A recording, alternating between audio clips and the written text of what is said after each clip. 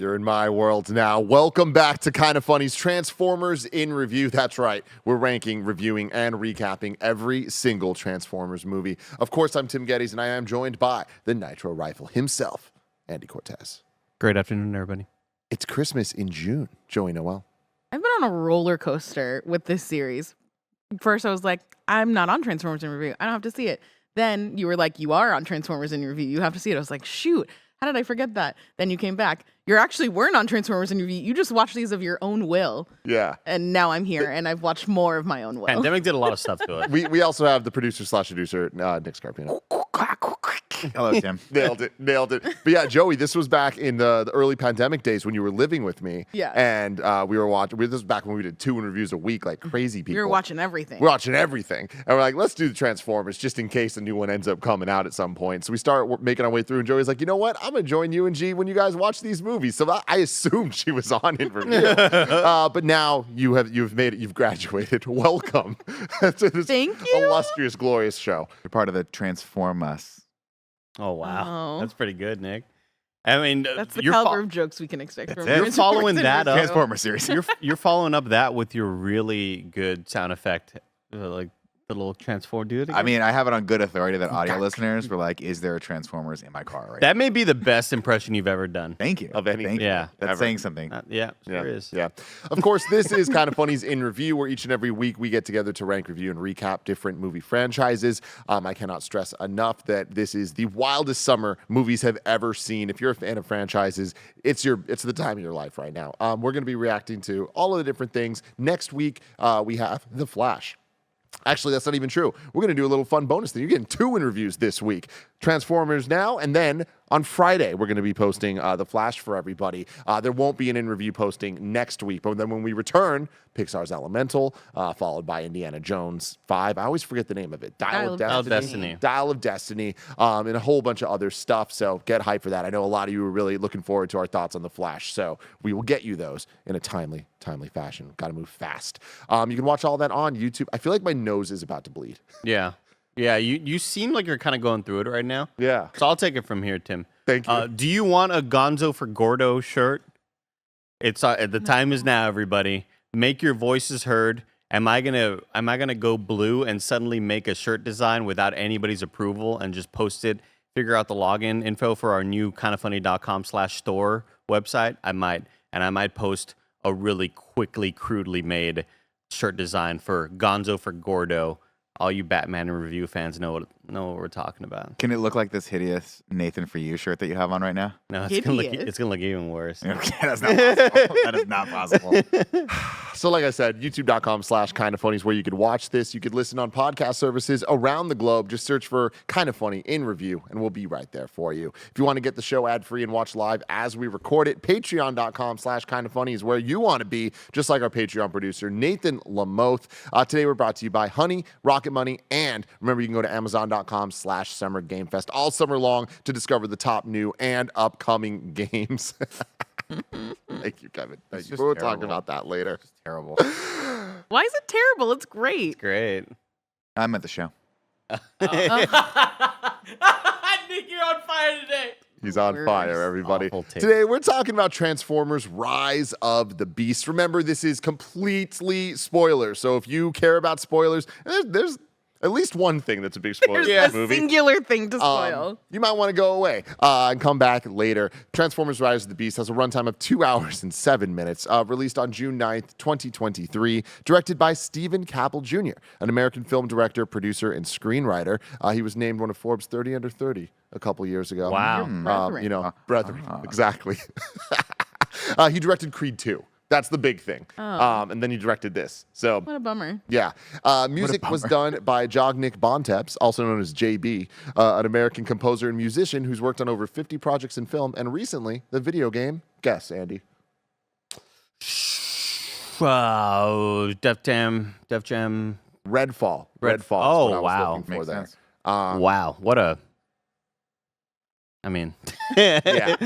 Not to talk shit about the music in this one. I thought it was decent overall. A lot of it was just kind of using old themes from Steve Jablonsky, who did the Michael Bay movies. And when they hit those themes, I was like, let's go. They tried to do a couple throwbacks to the 80s movie, and they like used some of the Unicron theme and stuff. But in my opinion, it was more of a mimic than a nailing it. and that wasn't me like shit talking the music or anything. That's just more of a Redfall and this. Yeah. Budget of $195 million. And obviously, box office, we don't have full numbers yet because it's not even out yet in most places, but it's trending towards $155 million at the worldwide box office for its opening window, which is extremely impressive. Somehow. They will so succeed. much money. It's a lot of money, Joe. Wait, is that more money than Top Gun Maverick did opening weekend? I don't know. And again, opening frame, what's that exactly mean? Yeah, there's Who no the way that's hell opening exactly weekend, knows. yeah. The box office is in disarray right now. Things are going wild. Well, here's I guess the other thing is it's got a short window with the Flash coming out, so they got to get everything they can. Exactly. That's pretty much every movie happening right now. But anyway, that's the whole rigmarole. I want to start with one Nicholas Scarpino. What did you think about Transformers Rise of the Beasts? I thought it was very fine. I thought it was, if you like Transformers movies and you want to see something kind of crazy on screen, you get a lot of decent action with them. It's very forgettable. I remember scenes from Bumblebee. I do not think I'm going to remember anything from this specifically, but I did think it was highlighted by a couple cool action sequences that basically like the third act on, I was like, this is pretty cool. There's a couple moments that we'll get to that mirror Iron Man. And I'm like, all right, I'm popping for some of this stuff. But ultimately, as a Transformers fan of the 80s, this is not necessarily what I would want out of a Transformers movie. It just feels like we got to get the next Transformers movie out. Having said that, very competently directed. And I think I would take this any day over any of the Michael Bay movies. So there you go. Joe. It's not the worst Transformers movie I've ever watched because we've watched some real not great ones. But we were talking a little bit earlier, and I do think that like it kind of gets the mark of death, which is that it's totally forgettable. Like there's nothing in this that sticks out. The performances are like pretty meh. Like there's just nothing about it that I will ever probably think about, except for maybe the one cool thing that happens at the end. The thing that I think is like the weirdest part about this movie is how they shoehorn in and remind you that it doesn't take place in modern day. And it's just like, oh, we're just gonna show you this O.J. Simpson chase, or like here's this weird Bill Clinton reference and all this stuff. And with like the music cues The and stuff Twin like Towers that are too. there. Yeah, it's just like, did this need to be a period piece or 90s, period piece baby. or whatever? Beast But Wars. I guess so. But it was just like so funny the way that it was like totally didn't remember any of that, and then they would like throw one of those things at you, and it's like, oh, that's right, this is the 90s. It's definitely one of those things where like it was unnecessary. It was an unnecessary amount of 90s nostalgia that they were throwing in there to sort of. It kind of feels like you're like, okay, we don't know that we love the look of this cake, so let's sprinkle as many sprinkles, I guess is a great word, on it as possible. Having said that, some of the music cues, which are so damn on the nose, I pop for because they're all like bangers, right? Yeah, it's all they're just not the classics of the bad. 90s hip hop, but yeah, it was very interesting. They kind of beat you over the head with it. Yeah, and I feel like there was something, maybe, I don't know if I would have hated it or liked it more if they like threw in more like, because I feel like it was a lot of like visual and music cues that told you it was 90s, but I don't feel like they talked or like had any of like the slang, or unless I'm just not I remembering feel like that. Anthony Ramos was doing his best Luigi from the Super Mario Brothers movie impression. Which I've also never seen. Which, like, I mean, you don't get much more 90s New York than that. So Okay. I think he did good there. Yeah. My thing is, if you're going to set something in the 90s, there needs to be a reason for it. And Tim, you know more about Beast Wars than I do. I'm sure I mean, aside from it coming from that period, I was thinking, oh, this guy has some technical prowess in this era. Let's use that to eventually solve whatever is going to be the problem in the third act. And we don't get really any of that. So there's really no point to like setting this in the 90s other than it's cool to follow up Bumblebee, which was in the 80s, to this, which is cool. I think the biggest reasons to separate it from the present day Michael Bay movies. Like to make I get it clear to that. people. And honestly, on that note, I don't mind it at all. It's just I wish there was a little bit more tie-in for like, hey, let's come up with some really good reasons why this character, specifically the Noah Diaz character, is set in the 90s. What is his expertise? Can he get to the end of it with it? But instead he gets something different. Yeah, it really felt like they were kind of setting up a Peter Parker sort of thing there. Like he's a whiz with tech, and like, yeah, that ultimately didn't really lead anywhere, except for maybe the end where it kind of gives you where you don't feel like Mirage. yeah. Like I agree with Joe. I think like the ultimate kiss of death is that this movie is like, well, it's worse for this in review because it's not bad enough to laugh and make fun of all the dumb shit that happened, and it's not great enough to like glow about like, holy shit, they followed up on Bumblebee and there's a better Transformers movie out. I think if you are not a fan of Transformers, don't watch this movie. Like, this is, usually some movies, regardless of IP, you hear about that are like so good. Like, dude, even if you don't care about Spider-Man, you gotta go watch this movie. And like, I'm waiting for that one to happen, and yeah, unfortunately, this movie is just like pretty forgettable to, I'd say, like bad in a lot of spots. I feel like I agree with Nick. The third act kind of gets a bit more exciting and we get some neat action, but for the most part, the main actress I thought was like pretty not great. There's just a lot of like questionable dialogue and line reads from her that I just thought were like, ooh, this is like not good. I think Pete Davidson tries his hardest, and I think in another world, Pete Davidson would play a really good Ninja Turtle with like better direction. I think he'd be a really good Michelangelo. So maybe that's in the future for our boy Pete Davidson. Andy, does it help that Davidson described voicing Mirage as Jim Carrey's The Mask meets Bugs Bunny? Yeah, kind of. That's right. Yeah, kind of. Yeah, man. I don't know. This movie is just insanely forgettable, and there's also just a lot of like leaps in logic when it comes to like this gigantic plane with a massive eagle with a 50-foot wingspan flying at the same time. It's like, would that not like tip off anybody, like any sort of authorities at all? Like, Are you talking about the old plane that was like? Yeah, I mean the old plane, whatever. That's a big plane flying, but then like right next to it is an eagle with a 50-foot wingspan. It's like, where did this not get picked up on the radar? Yeah. I don't know. Like, this movie, again, pretty forgettable, not great in a lot of spots. I feel like there was just a lot of really lame and bad attempts at comedy. Yeah, again, just really, really hitting you over the face with all the 90s references in a way that I like the way Miss Marvel did, or Captain Marvel did. And in this one, I felt less so, and it just kind of kept on going. And, there's some cute ones, but for the most part, just was not super into this movie. And as soon as we got to that post-credit sequence, bam, deliver my Uber right now. Like, I didn't really want to wait for anything else. Or I texted Mike, and I was like, hey, I called the Uber when this thing happened. I'll see you tomorrow. Yeah. Yeah. How about you, Tim? Oh, man, I haven't been this disappointed in a long time going to a movie, seeing a big franchise like this. Transformers, so near and dear to my heart. I definitely am the biggest fan at this table of Transformers in any iteration. And I just want them to get it right. And they got it right with Bumblebee. They didn't get it perfect with Bumblebee, but they got it right. Bumblebee is a good movie, arguably a great movie. Has some things about it that aren't like perfect. And I think as a Transformers fan, where I'm at with all of this is I'm just so disappointed that even though we've had a semi-reboot, it's not a reboot. And they're not committing hard enough to just doing a reset and just getting things right. It feels like the DC right now. It does, man. And like that really breaks my heart, where after getting Bumblebee and getting the tee up, that even then, like, just have a reset point of there's Autobots and Decepticons and Megatron's here and Starscream's here. And like, let's give them real characters and like, let's do this the right way and set up the story and all this. But because they had to kind of backdoor enter of, all right, it's gonna be in the 80s. Bumblebee's gonna be a Volkswagen. You guys are gonna love that stuff. It's like, we did, but then it's like the stuff surrounding that. It's like you're already messing up the lore. You're already messing up the story here. So for this to be taking place 10 years later, 4 years, whatever it was, after Bumblebee, I'm looking at this, watching the trailers, and I'm like, all right, cool. We got Optimus. Like, we're actually gonna see Optimus was in Bumblebee for a second, but it's like we're gonna get the real flat-faced truck Optimus, like we know from the 80s, and he's going to lead the Autobots, and the Beast Wars, the Maximals are going to be there, and I'm like, okay, that's a lot of elements. I don't know that we need to introduce them this quickly, but okay.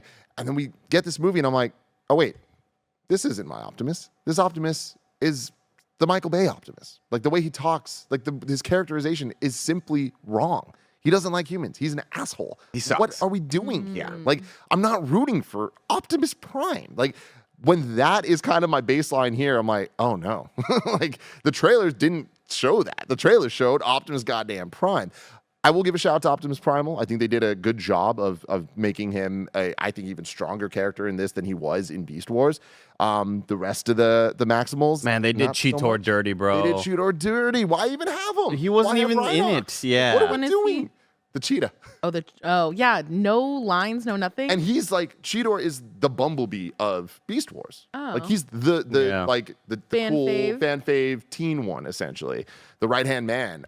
So that type of stuff. As a fan of Transformers, as a fan of Beast Wars, as a fan of the Michael Bay movies, I feel like in all those ways I was kind of let down. And there was no action set piece that got my blood pumping. It's so forgettable, like you're saying. There's a couple moments that that warm my heart. Like if you're saying, if you're not a Transformers fan, don't watch this movie. 100% agree.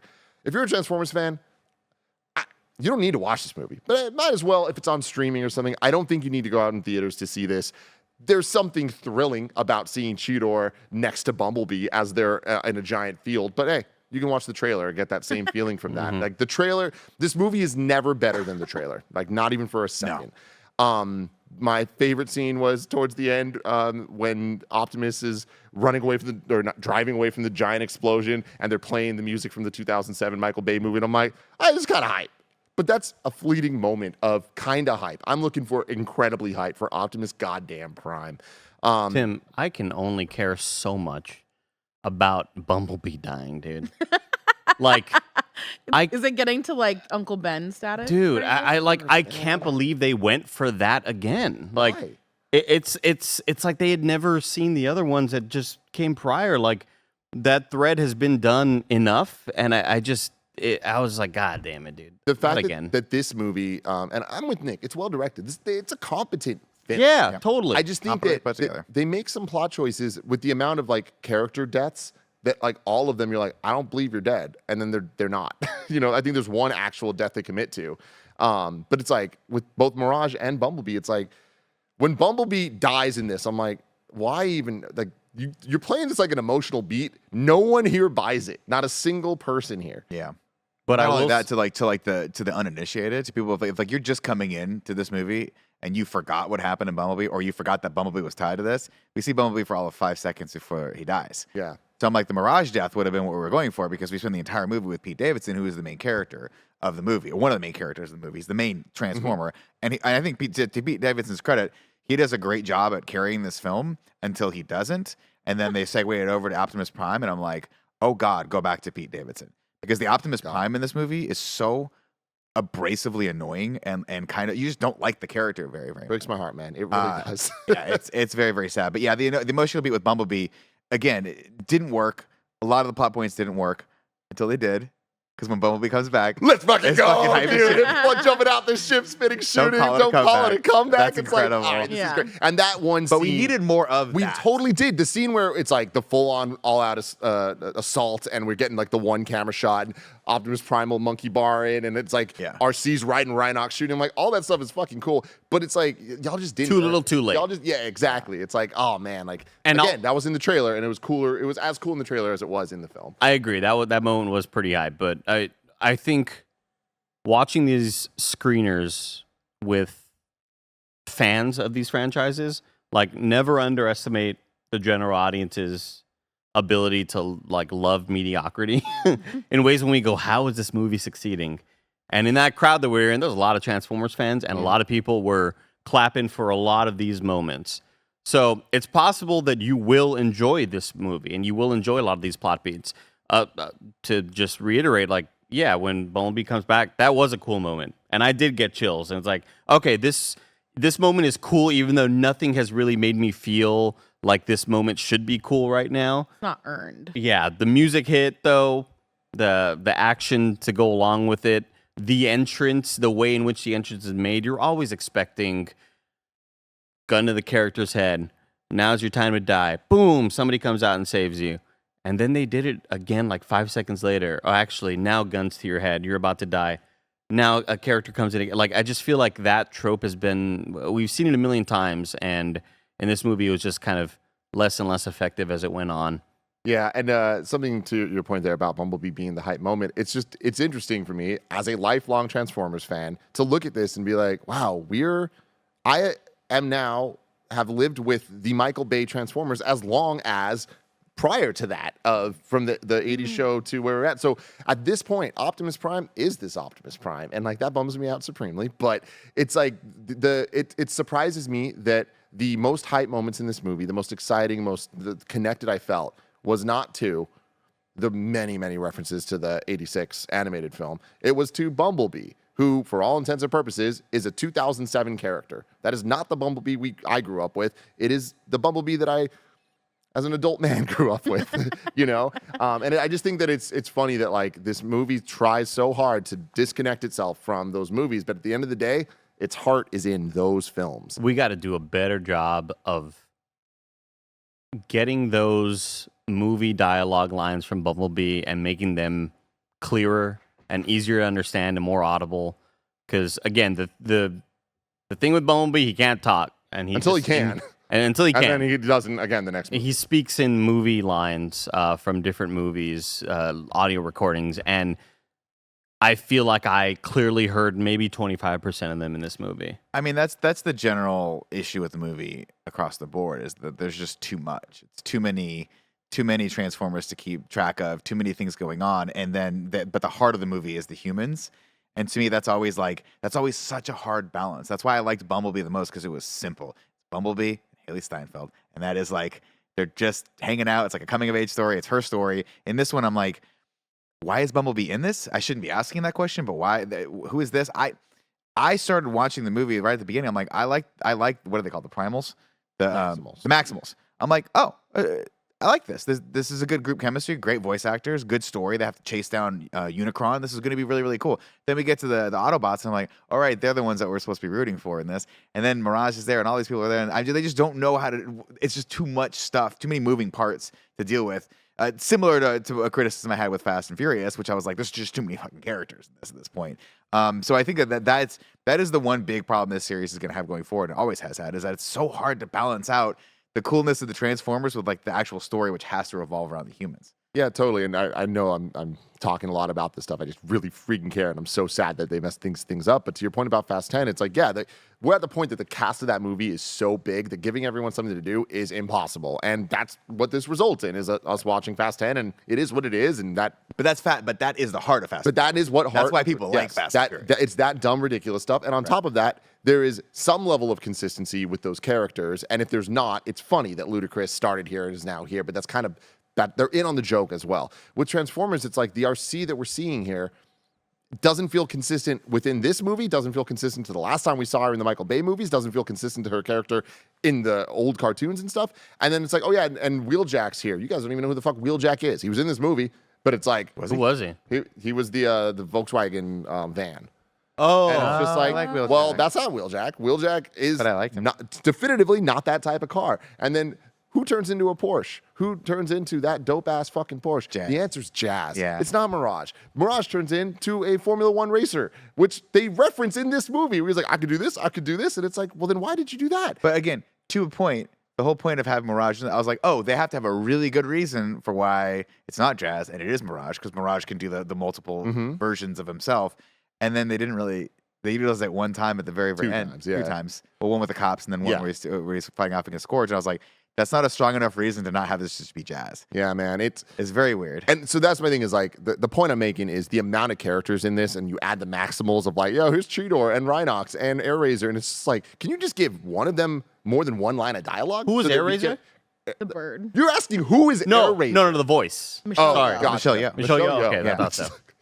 Thought so. Insane. Yeah. Like, Can we have a moment? The voice acting cast in this is incredible. really damn. When Wheeljack popped up, and I'm like, that can't be. There's no way they got Danny Rojas from Ted Lasso to be in this. And sure as shit, it is him. It is that actor. And I popped for that. So I was like, dude, fucking, why can't, he's such a lovable voice actor. Like, Yeah. I was like, oh, why can't it just be that? The two leads and that character would have been incredible. Ron Perlman as Optimus Primal. which was Yeah. incredible. That's And great. then I didn't realize that. Peter Cullen as Optimus Prime continuing, like voicing the same character or iterations of a character for decades at this point, and he still sounds so good. I just wish he was saying different words. Yeah, that's fair. Peter Dinklage as Scourge. Dink. Yeah. which was sick. Oh. And Scourge was pretty damn cool where you would take the emblems and then Yeah, when you turned I into a love that. truck, it was like all the dead bugs in the grill. I'm like, that's Again, tight. again, looking at it, all that stuff was great. The way they set his character up, where he's full with the dark power from Unicron, and he's they literally say he is virtually indestructible. And how does Optimus Prime beat him at the end? Just punch a little harder. Punch a little harder. And I'm like, oh my Little god, harder. what a great moment where like Noah could have figured out how to beat him or like depower him. No, Noah just gets an Iron Man suit and we ready to rock and roll. I'm like, Yeah. all right, cool. Yeah. All right, we're going to get into this. But before we get to the plot, let me give you a word from our sponsors. This episode is brought to you by Amazon and Summer Game Fest. We are in an absolutely stacked year of video game releases, and you can find all of them on Amazon.com/SummerGameFest. I hope that you found a spare few hundred hours to play all the amazing games that have come out this year already. Gamers have been eating good this year, but this is the only place you want to be. Amazon.com/SummerGameFest, because guess what? This summer, there's going to be even more exciting announcements coming through of so many more video games that are about to be on all of your favorite consoles, like Final Fantasy 16, Armored Core 6, Diablo 4, Street Fighter 6, Mortal Kombat 1, Exo Primal, Assassin's Creed Mirage. The list goes on and on. You can go to Amazon.com/SummerGameFest all summer long to discover the top new and upcoming games as soon as they go up for pre-order, or you can go check out the website now for everything you might have missed so far this year. Again, that's Amazon.com/SummerGameFest for all of your video game needs. Today's episode is sponsored by PayPal Honey, the easy way to save when shopping on your iPhone or computer. But did you know it only takes a few seconds to get it? That means if you go to add it on your laptop or iPhone right now, you could be done before the ad read is even over. You know how good it feels to check something off of your to-do list, so hey, let's get to checking. Honey is the free shopping tool that scours the internet for promo codes and applies the best one it finds to your cart. So imagine you're shopping on one of your favorite websites out there, and when you check out, the Honey button appears, and all that you have to do is click apply coupon. KindaFunny's been using Honey for years. It's literally saved us thousands of dollars on tech, food, costumes, ton of stuff. Honey doesn't just work on desktop. It works on your iPhone too. You just activate it on Safari on your phone, and you get to save on the go. Getting Honey seriously only takes a few seconds, and by getting it, you'll be doing yourself a solid and supporting this show. Get PayPal Honey for free at joinhoney.com/kindafunny. That's joinhoney.com/kindafunny. We all love gobbling up content, and we have an understanding of what subscriptions we use. Or do we? Do you know how much your subscriptions really cost? Most Americans think they spend around $80 a month on subscriptions when the actual total is closer to $200. That's right. You could be wasting hundreds of dollars each and every month on subscriptions you might not even know about. Rocket Money is a personal finance app that finds and cancels your unwanted subscriptions, monitors your spending, and it helps lower your bills all in one place. Rocket Money has saved some of us here at KindaFunny a ton of money, and it can help you too. Rocket Money also helps you manage all your finance in one place, and it automatically can help categorize your expenses so you can easily track your budget in real time, stop throwing your money away, cancel unwanted subscriptions, and manage your expenses the easy way by going to rocketmoney.com/kindafunny. That's rocketmoney.com/kindafunny. One more time, rocketmoney.com/kindafunny. Rocket Money, kinda funny. Transformers, when will this franchise die? Probably on this one. We'll see. No, it's gonna do all the box Yeah. office. We're getting at least 5 more of these. Ladies and gentlemen, here's the plot of Transformers: Rise of the Beasts. We start in the distant future. Okay. Is it? So, dude, By the way, I'm going off the Wikipedia plot on this one. so just so you guys understand this, like Beast Wars was always a semi-complicated thing because you'd think, oh, there's dinosaurs and it's prehistoric Earth, but then there's a reveal. Technically, it is the future, and like there's a lot of weird shit. And then in like season 3, they find the Ark from the 1980s Transformers, the cars, but it's like an alternate reality where it's like the 80s haven't happened yet. It's so confusing, but it's Saturday morning cartoon dumb shit. Like, Yeah.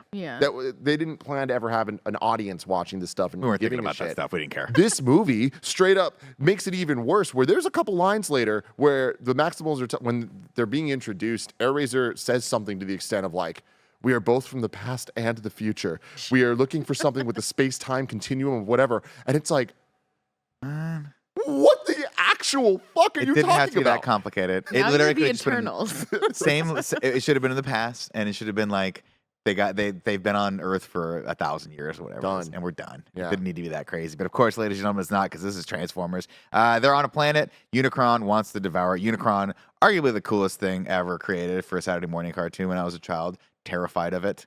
You know, in the movie played by Orson Welles, it was just like the coolest thing. It's just a planet that eats other planets. So rad. I love that they kept the design. Like they at least tried to make it look like Unicron should look. Oh shit, that's on me. No spills. A minor criticism of the visual style of this movie, still a little too complex. Oh yeah. Like the Unicron, I wish that they would just simplify the designs, because when stuff is moving, it is still hard for your eye to like figure out what the heck's going on. Unicron is another example of that, where I'm like, it's cool, but did it need to be all this, you know, that overly designed thing? Thanks, Kev. Yeah, I'm so with you. And like we never even see him actually transform, which was kind of a letdown for me. But this movie is filled with homages to the animated film. And like I was saying earlier, like this part you hear the Unicron score a little bit, and just seeing that like the orange butthole looking thing. Yeah. That's This all is- I could say. This is yeah. essentially a remake of the opening of the animated film, just not as good. And then later we see Anthony Ramos's character getting the little suit, just like Daniel did in the animated movie. And so I'm like, all right, y'all are trying here. Here, of course, we have the Maximals squaring off against the Terror Cons, Terror. led by Huh. Scourge. Scourge played by the Dink. We love him very much. They are looking for this key. I forget what is the MacGuffin called? For a key. Who gives a fuck? It's the key. It's the key. We'll just call it the Yet space-time another continuum thing key. that they The need to key get. that opens up the space time. And it's one of those things where we start getting into the MacGuffin of this. It opens up the space time. The Maximals are like, we got to use this. They go to Earth to get away from Unicron, who eats. Hold the on. Well, planet. first, I want to say that, like, you know, a homeboy's like, hey, Primal. That's why you're maximum Primal, right? No, Optimus Primal. Optimus Primal. And then Snowbike Mike is next, so he goes, "Oh fuck, that's his name, bro!" Like Optimus Primal. What? That's crazy as Let's shit. put it this way. I sat next to a family that had 3 children. One of them was a 30-year-old redhead. His name was Snowbike Mike, because he was sitting next to me all the time. The kids loving all the action moments, totally bored during the rest of the shit, but that's what kids are. Mike couldn't sit still the entire time. He was What bouncing was back and his forth deal? between You super guys- excited We and haven't super talked bored. about this movie going experience either. Oh my Because god. you moved at the very beginning. I sat dead center next to Andy, which we sit next to each other because we have the popcorn accord.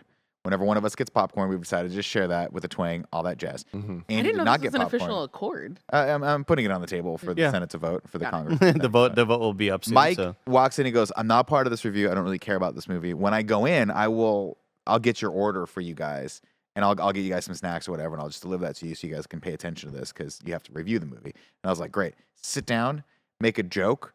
Immediately, the guy next to me picks up on the joke, starts talking, and I was like, "Uh-oh." He's got this incredibly large family that's coming to this movie, and they are all diehard Transformers fans.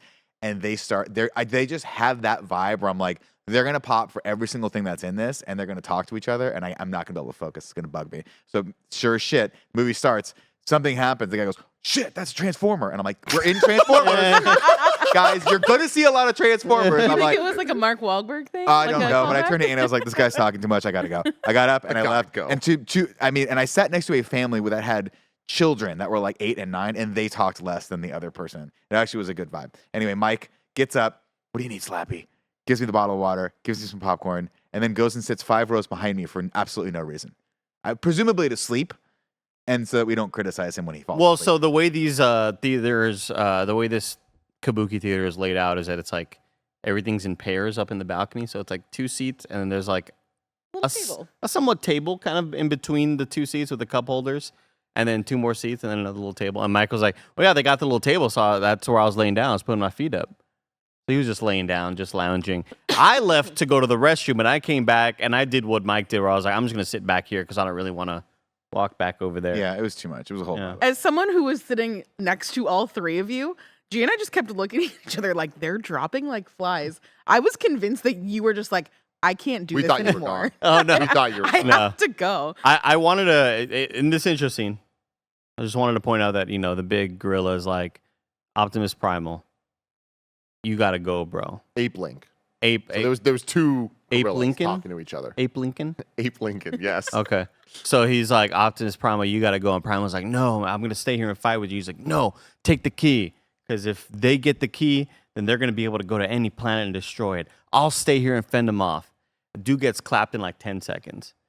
And I was just imagining like the getaway ship and all the Maximals are on the getaway ship, like, all right, Apeling, pop off, give him hell. And he dies immediately, like, God damn, bro. Like, We need You were like this all in 20 2 seconds. Yeah. first off, you just jumped at him and opened yourself up for like the most open attack possible. He jumps, leaps at him, just gets stabbed through the center, through his chest. And then, of course, the family next to me goes, oh, shit. It's like, Bro, we knew it was going to happen. Again, but it's like, goddamn. Like, Transformer. I didn't know. I was like, we're in Transformers. didn't give up a whole lot of a fight. Yeah, pretty shocking. We'll say Love the Scourge does the thing with taking off their badges and putting them on him. Cool. Scourge, awesome villain Scourge in is this. great. Fun. Definitely chewing up scenery over there for Peter Dinklage.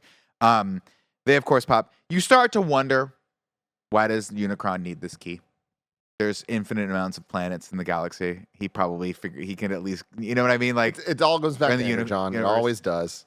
Like, which he needs planets the are rich Energon. in Energon? Okay, that makes sense. Like That he makes could, sense. eat the steak or eat all the salad, I guess. You know what I Okay, mean? so Earth has Energon. You have to eat a Yes, lot of okay. appetizers That for makes one sense. main Yeah. meal. He needs the Energon. That actually makes a lot of this sense. is Tim on some nerd shit. Like this is one of those moments of like, is this still in the canon of the Michael Bay movies or is it not? In the Michael Bay movies, the last we saw of last night, so Transformers 5, I guess it was. The Earth is Unicron. So this directly contradicts it. So this is the most evidence that this timeline is separate. Fair enough. Yeah. Then we cut over, of course, they escape. We cut over to 1994 Brooklyn. We meet our main character, Noah Diaz. He was an ex-military electronics expert. And he has a family. He's got to take care of his little brother who's got, I think, sickle cell anemia. Makes sense. And he's not getting very good health care at all because they don't have a lot of money. His mother is struggling to take care of them. And he is trying to find a job, which he cannot find because we established that he is not a team player. He gets sandbagged at his job that he's supposed to do for a security firm. And he's not able to do that. So he unfortunately has to turn to crime. One of his friends is like, hey, this is cool. There's a bunch of cars, one of which is a badass 1990s Porsche Turbo that we all just want that car. I wanted that car so badly when I was like, I still want that car. I mean, dude, yeah, my dream car is a Porsche because of It's jazz. so And like sick. seeing this That's car, so I'm like, funny. God damn. that car, between the car being in this and then being in Bad Boys, Yeah. those two versions of this car is just so. I think they're different eras, but still dope. They go to steal it, of course. We also meet Elena, who is she is like I don't want to say archaeologist, but she's Museum Anthropologist. some sort of museum person. Yeah. Uh, We talk a lot about human characters in these movies and like how it's like they're such a distraction. I really didn't like how much time the first third of this movie is just setting up these two characters to get them where they need to be. And it's like, we don't need them there. Like all the backstory to get him to be able to steal the car and do all the tech stuff. And then her back and forth with that other museum person, all of it. We It don't was like, care about your career trajectory. it's weird. It's just too much backstory. It's too much Yeah. setup to get them where they need to go, which is essentially we got to get to Peru. There was an easier way to get to Peru. I think the director was trying to like put in a little bit of like commentary and a little more heart into the characters so that we cared about them later. But I didn't care about really either of them. And then with the little brother, it's like, you know me with when they put the young kids in the movie, I'm like, is it gonna be a line with me, or is this kid gonna annoy me, or I is like it the gonna be kid a cool? lot, but It was fine. My thing was Elena. Like, cut her out of this movie entirely. Somehow give Anthony Ramos's tech stuff. That's how he finds out Peru. You know what I mean? We don't need the whole museum element of it. Yeah, it was. I mean, it was interesting. But she discovers that this bird sculpture. Well, I like the scene where they're like, "Hey, we gotta figure all this stuff out for the FBI or whatever." And she's like, "No, yes, whatever. This thing's totally weird." That I didn't mind so much. The back and forth between her and her boss. That's obviously like, you know, a dickhead and keeping her down in her career. I was like, this is gonna wear thin very quickly, and it did. But we didn't get too much of it. Anyway, she goes over there and she starts figuring out what's going on with this bird. She accidentally disintegrates all the stuff around the bird, and it is, in fact, the key, or at least we think the full key. It has been broken in half. We will learn that later. And that shoots a signal up into the sky that only just the Transformers can see. Apparently, humans cannot see that. I liked that. That's kinda cool. The little just Yeah. throwaway thing of like explaining why. Like, Because we can't see that field of energon or whatever it is. yeah, it's a weird dog thing where it's thing. like At the end of the day, it is still just a glowing light in New York City that we've seen a bazillion times. But at least this time, I'm not asking the questions of like, wouldn't people, blah, blah, blah. It's like, no, they wouldn't because they can't see it. Meanwhile, Noah goes over and steals Mirage. He steals this Porsche that's dope. Of course, it's not a Porsche because it has an Autobot emblem on its hood. And we know it's Mirage because we've all watched the trailer. And this is the first time that I remember. I did not realize this ahead of time that Pete Davidson is in this movie. And I was like, good. I like Pete Davidson. I'm glad he's in this movie. I'm a Pete Davidson enthusiast. I like him. Enthusiast. I'm a fucking Not a fan, an enthusiast. Yeah, and it's Tim's weird. not out there trying to major in Pete Davidson in college. He just likes to do it on the weekends. I would say I only like him 20% of the time, but that 20% outweighs the 80% in my mind. Very true. Very true. It's a good 20%. We get a fun chase here where he has to run away from the cops. Cool moment where he's driving backward and then Mirage kind of transforms Very around cool. him and drives forward. You have to imagine that Noah gets out of this at the end. They get him out of all the stuff. But man, he's just seen by cops a lot in this. They know exactly what they could sketch him very easily in this. I don't. It's one of those things where I'm like, do we need another? Do we really need another moment where the actor has no idea what a transformer is and is in the car and is not driving the car and screams at other people, I'm not doing this. It's someone else. We saw it with the Boof a bunch of times. Now we're seeing it with Anthony Ramos. It is what it is. Anyway, we get to the point where he drives them over the Autobots.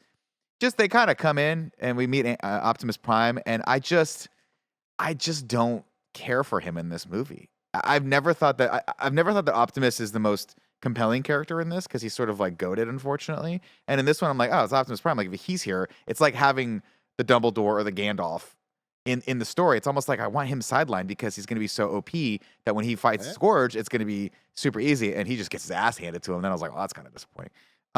It's definitely the least exciting reveal moment that we've had of Optimus and the squad. Like they kind of just roll up in a very not interesting way. Pretty cool transformation where we see like through I think it's like school buses and you see Optimus like transforming as he walks up. But I feel like they gave this moment, like Andy was saying earlier, like there's a reveal and then there's a reveal and then there's a reveal. It's like you only get one, and the more you do it, it lessens the like this is Optimus Prime moment. So it doesn't feel like there was actually a moment. And compare that to 2007's, again, not a great movie, but like there is this like E.T. Aliens quality to, like if Bumblebee was the Iron Giant, Transformers 2007 has that like weird, Earth is dealing with this for the first time. That moment where the arrival to Earth, you see them all coming down and the music's super hype, and then they roll up in the alley and there's hella smoke, and then Optimus Prime comes down to talk to Megan Fox and Shia LaBeouf. There's a magic to that. Yeah. Do I love it? Is it authentically Transformers and all that stuff? Maybe not, but it's an amazing movie moment. This just lacks any of that energy. I agree. There's no fanfare. Yeah. Like, well, we're in this weird warehouse. It's Davidson's here. to draw a parallel with Optimus Prime. I mean, obviously one of the most iconic characters ever to be in a cartoon. Period. Right. I would put Optimus Prime up there. If you did like your top 20 like hero characters from my youth, he'd be top 10 along the likes of like a Luke Skywalker. Right. I'll never forget one day where like, Nick, I know you don't watch a lot of the Star Wars shows, but man, you got to watch this one scene. That is how you bring a character back that we haven't seen in a long time. Right. The X-Wing lands. You're like, shut up. What's going on here? The hood out. You're like, no, there's no way. Right. And boom, he's there. And he has this hero amazing scene. I wish they had figured out a way to integrate him a little bit more into the museum scene where it's like, everyone's going to die. No, you're not, because I'm fucking Optimus Prime, right? I'm here. I'm saving you guys. Instead, we get this. And we get an Optimus Prime that's kind of shitty. Where he's like, I don't like humans. I don't like any of these fucking people. We got to get Key. We got to get home. Fuck this planet. And I'm like, well, that's not the Prime that I would know. Like, They tried Last Jedi-ing this. With, They kind of did in a little way. with like Keep it with the Luke. Not to draw the parallel, but No, they really did. I think they mainly did it to differentiate themselves. To Well, they kind did of, it to put some conflict between the two But characters. yeah, this is an Optimus you're not used to seeing. You know. Yeah. So I mean, here, like, again, I know I care way too much about this. It's like my biggest problem is that's not true, because Age of Extinction and Last Night, he was this asshole character. He was mad. He resented humans, and because of what happened in Chicago and them turning on him in Transformers 3: Dark of the Moon. So it's like we've seen this kind of asshole Prime. So that's why seeing this one, which is their chance at redemption of like, no, we're going to start again and get it right. This is, in this canon, the first time we're seeing Optimus, really. We saw him at the end of Bumblebee for 1 second. Yeah. Being like, oh man, I'm sending out a thing to the stars. And that was like it. seeing Vin Diesel at the end of Tokyo Drift. Exactly. It really was, right? Yeah. But it's like, Great then you see beginning. this and it's like, this Prime feels more aligned with the Mark Wahlberg Prime. Like, No. It's wild. This movie's missing Mark Wahlberg. I'll say it right now, man. I'll Thought say it for a right second now. we were gonna get him. What was his name? We get the Kate? reference to Marky Mark. Oh yeah, we do. Oh, my God. sure, yeah. Nick sent me a Mark Wahlberg video today that we haven't talked about. Dude. It's just him and Mario Lopez praying in front of like a ridiculously large cross. It's just like, what? That's This is a weird Instagram. No, every Sunday Mark Wahlberg posts like it's like I forget what his hashtag is. It's like stay praying or something like that. And he just loves to pray. And he's like, everyone, get out there and pray. He has a prayer app. He has a prayer app. He's Stay gotten prayed up with Stay a prayed little up. cross emoji. It's Happy very funny. Creative Sunday, everyone. God bless him. Anyway, back to the plot. Here's what we got to do. We got to go to this museum. We got to get this MacGuffin so that we can send Prime back. FYI, if Unicron comes, if Scourge comes, if they get this thing, they're going to destroy the world. And so now we've got Prime set against Noah, which is interesting. It's at least a little bit of conflict here where it's like, hey, we should destroy this thing versus, hey, we need to get it back to our planet. It's interesting. Of course, the way we have to do that is Noah. I love when they have to come up with the reasons why humans have to go into these places as opposed to these hyper strong, It's just so incredibly small. yeah, it's too small, guys. So There's you're no telling way. me the big robot that transforms and can change your mass that you've shown us multiple times that Mirage, a Porsche, can turn into a fucking garbage truck? Yeah. A goddamn garbage truck? Yeah. You can't get a little smaller? Can you get a little bit? Look at smaller? All right. I don't know. I mean, it's very much like, the only one who can bear this is Bilbo Baggins, Frodo Baggins can that- take the ring. First off, I started watching The Hobbit again because I watched the Hobbit animated movie, and now it got me back into The Hobbit. We're going to talk about this later. Second off, the reason they gave it to Hobbit Bilbo is reveal us. because if they gave it to one of the elves or if they gave it to Gandalf, they would have been turned into bigger monsters than ever. He's the only person that could have actually bared the weight. Had good reasons But for also that. super small. Super small. He could fit into the air ducts or whatever. So anyway, we go over there. We have a useless scene between Noah and Elena where she's like, "Are you breaking in?" He's like, "There's robots. They're here." It's And just a lot of like, the what humor hell are just you misses, talking about? man. Yeah. Doesn't really work. All hell breaks loose. The Terracons have found this too. It seems to be a lot of the times. This is the one thing I don't love is when I have as an audience member time enough to be like, these fucking Transformers can get from point A to point B like that. I mean, they're fast. A lot of them fly. What's going on? The fact that the humans like beat them there more often than not takes away the sense of urgency for me for a lot of the stuff that's happening here. So the fact that they're like, oh, we know exactly where this is. No, let's hatch a plan. I'm like, I'm Optimus Prime. We're going right there. We have to do this because these people are going to find him. Of course, we have the action sequence that we do. It's all set up the way it is so that we can have some level of tension. But I just feel like, okay, we're here. Here comes the action sequence. And sure enough, we do. And the Autobots just get their asses handed to them. These Terracons are just OP, man. Scourge cannot be beat. And I'm like, good. This is setting up some level of something interesting having to happen between Noah and Optimus Prime to beat this big baddie. That's great. They, of course, make away with the key. I but- also just need just some off-screen remark or just a character saying the authority's on the way. We need to get out of here. Because I just find it so unbelievable that why? this can go on for so long without like anybody being notified or like a helicopter not flying overhead and be like, this big ass what are these things down Well, there? yeah, Museum but is destroyed. The problem is this, though. The second you call the police in, right, you start to wonder, like, why does any of this matter? Because for the most part, in 1994, the Transformers are so fucking powerful that they'll just destroy every cop. No, they come I'm not. across. I'm not talking about a threat. I'm talking about just. Well, what I'm saying is Like a they don't grounding? introduce that element into it because then it'll make the audience wonder, like, why does any of this have to have any subterfuge whatsoever? Why would any of these Because people I don't care think about I anything? don't think they want to reveal themselves, like, or else they wouldn't care about being hidden for this long. I'm not Like, talking about that. I'm talking about the Decepticons or the Terracons. Like, what do they care? What do they give a shit? Is there anything on this planet that can threaten them? They're like OP. Oh yeah, no. I don't think from a threat level. I just find it unbelievable that like nobody's alerted to any of this giant chaos that's been going on for 15 minutes and explosions and Well, lots to be fair, of noise. they killed the one guard that was there, so nobody probably knows about this thing. And it's out that there. poor guy got smoked, bro. This action scene was fine. Nothing too like spectacular, and introducing just like again just almost nameless villains and stuff. Like even me as a fan, I'm like, I don't know who you are. I don't know who you are. I had to look it up here. Battle Trap. One of the cooler bad guys I think we've seen so far. He was the tow truck, and I think that they did a good job of having him in robot form always like grapple onto something to like throw at somebody. It's a cool and then- boss fight. Sort of yeah, cool mechanic. boss fight stuff. And that gives you like an individual thing that you're not just another generic robot fighting things. It's like, oh, you're the tow truck guy. So even in robot form, like you're still the tow truck guy. And then later when he's a tow truck, we see him still use the grappling hooks and stuff. I'm like, this is kind of sick. And like on top of that, this is the first movie that we've seen them talk to each other in vehicle form. So it's like they're doing the whole kind of like Fast and Furious radio thing to each other. Yeah. And I was like, it's cool. I want to see a team dynamic between you guys. And like, there's hints of it that start in this scene that I was like, all right, cool. You have my attention. I also think that one thing that I just completely slipped my mind. So keep on going, guys. You Well, guys here are we go. doing great. You're Unfortunately, doing phenomenal Bumblebee right has to step in and he sacrifices his life and is dead forever. Dumb. And he dies and he's, but B, what are you going to do here? I can't believe it. I can't believe he died. Do they always call him B? Yeah. Okay. They collect his body. At some point, I don't know if we've met Airazor already or not. She comes in at the end of the fight, right? Yeah. I think she does. And she's like, yo, come with me if you want to live. or whatever. I remember what I wanted to say. I just always get.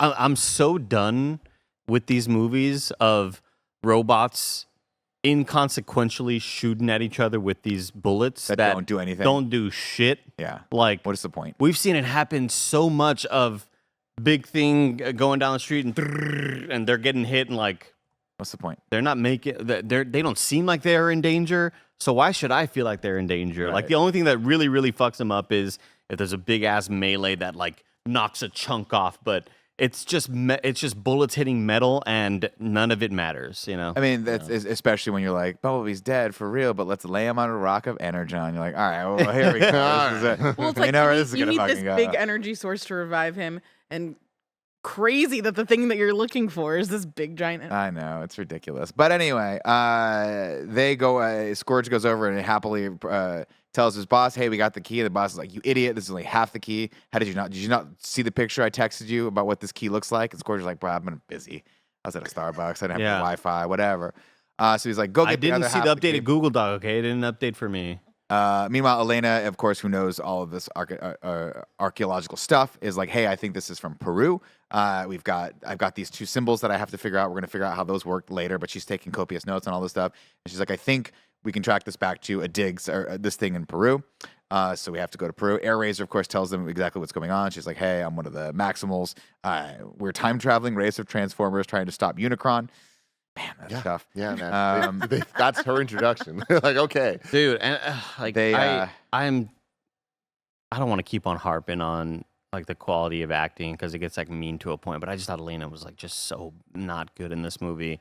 I don't think she was bad. I just think that again, you have to make the distinction of like, did they really give her anything worthwhile to do? She's just the entirety of Waterfall by TLC that's pretty great. throughout this movie. I mean, how many times and you're do they mad go at that? back to that? Yeah, I'm just talking from a believability of line delivery. fair. You know, I think back to like never really feeling like Megan Fox was the worst actor or Really? like Mark Wahlberg was the worst actor. Really. Yeah, and in this one I felt it. Shocking.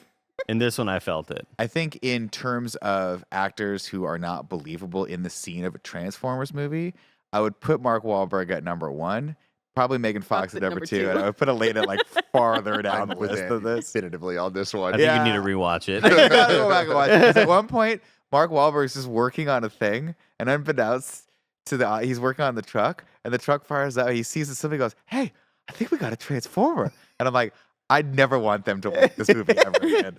God bless him. Remember the end of that movie where he's just nonstop jumping around shooting at shit, and then they're like, "We don't need to show what he's shooting." He's the at. last It doesn't night, fucking dude. matter. He's the last He's shooting with fucking a night. gun, and to Andy's point, none of these fucking things can get hurt at all. Anyway, Real quick, just because we're talking about Airazor, I just need Andy specifically to know this. In the Beast Wars cartoon, Airazor, super dope, just like she is here. She is in love with another Maximal called Tigatron, who's dope as hell. He's kind of like, he's a white tiger, so Oh, I don't remember Tiger. the White he's Tiger really was That's cool. so Tiger. cool. They have a little love. At some point, he essentially dies, but it's Transformers and some stuff. Their sparks get merged, and they become one new character, Tiger Hawk. Oh fuck! Oh shit! Where's that movie, dude? That's nasty. I want to watch that movie. I feel like watching this movie in particular gives me such an insight into like child Tim of getting this plus Power Rangers plus Animorphs, and it's just there's a lot. this is a Tim Admittedly, Geddes ass Beast thing. Wars was Kevin's thing more than mine. Okay. Yeah, I kind of resented Beast Wars because like the G1 was my shit. But yeah, thanks, Kev. Beast Wars was more Tiger Hawk. Beast Wars was more of my thing than Transformers was because Transformers was a little bit too old for me.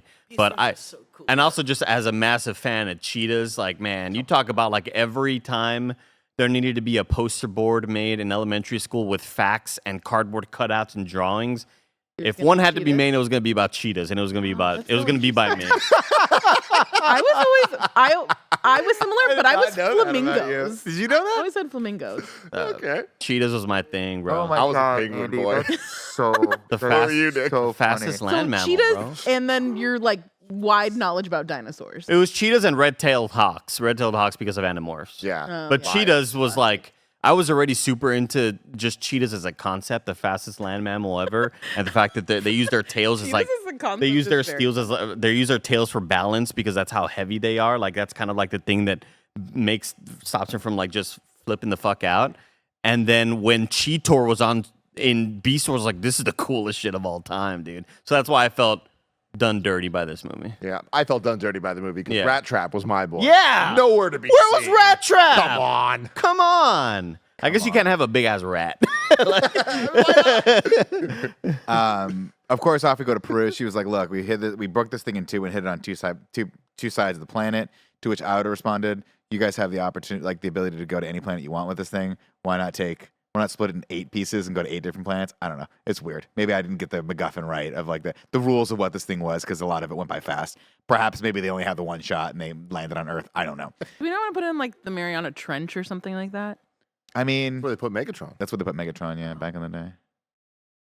He's still there. Can't have it These try movies. both places. It's just so much. Same Tron can't be occupy same space. Yeah, You're right. True. You're right. Anyway, we go to Peru, and to their credit, they shot in Peru. This looks gorgeous. It's great. This country is Really, beautiful. really damn cool. They shot a lot in around the area. I was like, oh, wow, this is great. You missed Wanna out, go to Kevin. Peru.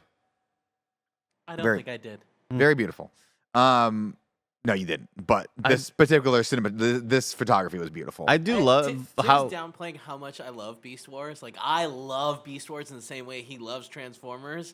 And I was gonna go to this movie, but You're a last hard minute, pass. I was like, you know what? I I'm could play gonna- Tears of the yeah, Kingdom. Yeah, I'm gonna stay home. Paula was out of town. She was coming home that day, and I was like, I'm gonna just hang out with her. Roger replied to my Instagram story when you post like the little image of the screen of the waiting screen before the movie starts, and Roger was like, "I'm so sorry, dude," and I was like, "There's so many good video games out right now." It wasn't that bad. No, but, like, it I'd wasn't rather- that bad, it but wasn't it also that bad. I'd rather play Zelda. I'd rather use that time to be playing something else, you know. But I love the uselessness in this sequence here in Peru where they're like, we need to get in there, espionage. There's a parade happening. There's a what are you talking about? So useless. cares? Why? All of this Yeah. is so useless. Of like, we have They to don't dress even do like anything cool with the parade. we have to though. dress like the locals and sneak in, you know, because there's this big ass celebration that they're having in the streets. And they're like, all right, time to dress up. And they kind of like dress up with the little like the hat and stuff. And they're like, all right, here we go. And they walk in. They're like, all right, that's over with.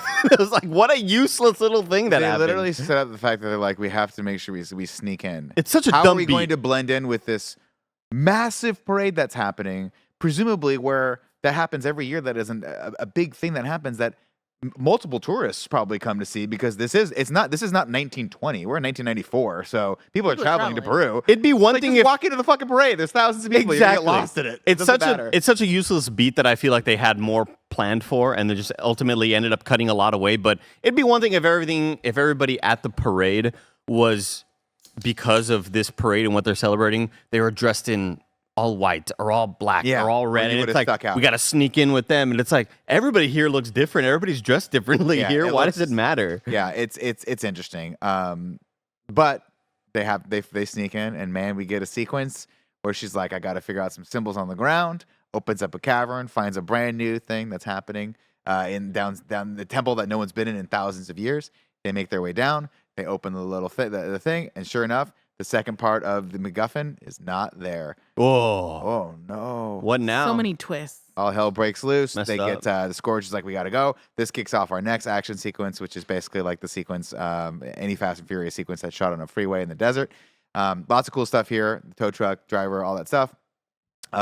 Sequence ends very weird, where they blow up a bridge or part of the road, and Optimus Prime is talking to Scourge, and they're a solid 40 feet away from each other. Man, Can't get see you later. You're so right. Like the momentum of the scene is pretty cool. Prime drifting around the corner, transforming as he does. Like RC and Wheeljack, the missiles shooting through, them opening the doors. I'm like, all right, cool. There's some momentum here. Oh, well, okay, we're just done. We're just done because there is a semi-small gap between you guys. RC mouthed the there. F word. Oh, did she? Yeah. I didn't see that. When that missile is coming after her and she's inside of Wheeljack. Mm-hmm. Sounds weird. But Wheeljack is in van form and she's like kind of like riding side saddle inside of the van. She wouldn't fit in the van, but whatever. And then missiles coming at him, though, you know. and she tells him to turn, like so that they have the big opening in the van open. So it's like a slow-mo shot of the missile flying through the van, through the big like opening in the doors or whatever, and you see her mouth "fuck" as the missile's flying by them. Voiced by Liza Koshy. Who's that? YouTuber. So random. Liza P. And a fun fact here on Wikipedia, I always love when they have these things, like similar to Pete Davidson being inspired by Bugs Bunny and the Mask. In preparation for the role, Koshy worked out to help her find the right voice for the character. Thanks, Wikipedia. Got a real Perfect. got a real Daniel Day-Lewis on our hands. Yeah, right? wow, just really prepared. I need a close-up on what the fake motorcyclist looks like. Oh, you mean on RC? Yeah. Yeah.